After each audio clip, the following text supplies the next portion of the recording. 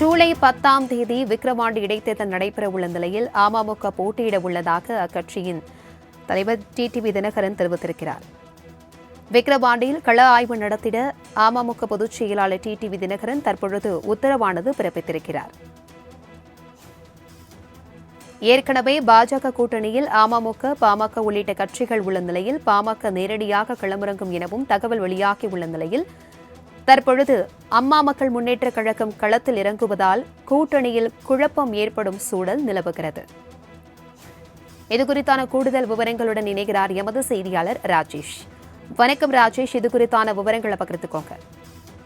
ஜூலை 10ஆம் தேதி விக்கிரவாண்டி இடைத்தேர்தல் என்பது நடைபெற இருக்கிறது. இந்த இடைத்தேர்தலில் அம்மா மக்கள் முன்னேற்ற கழகத்தின் சார்பில் வேட்பாளர் நிறுத்தப்படலாம் என்ற தகவல் வெளியாகி இருக்கிறது.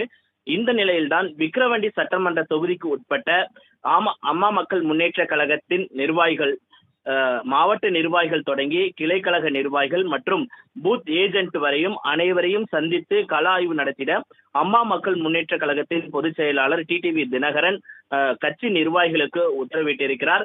அதன்படி மாவட்ட கழக செயலாளராக இருக்கக்கூடிய கோவிந்தராஜ் மற்றும் கழக அமைப்பு செயலாளராக இருக்கக்கூடிய கணபதி ஆகியோர் தலைமையிலான குழு இன்று நேரடியாக விக்கிரவாண்டி சென்று நிர்வாகிகளிடம் ஆலோசனை நடத்த உள்ளதாக தகவல் வெளியாகி இருக்கிறது.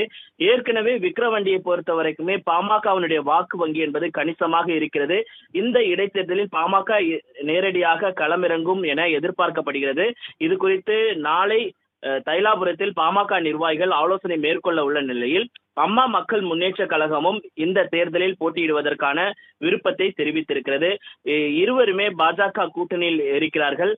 அதனால் இந்த ஒரு கூட்டணி குழப்பம் என்பது ஏற்படுமா, அல்லது பாமக சார்பில் வேட்பாளர் நிறுத்தப்படுவார்களா, அல்லது அம்மா மக்கள் முன்னேற்ற கழகத்தின் சார்பில் வேட்பாளர் நிறுத்தப்படுவார்களா என்ற எதிர்பார்ப்பு எகிரி இருக்கிறது.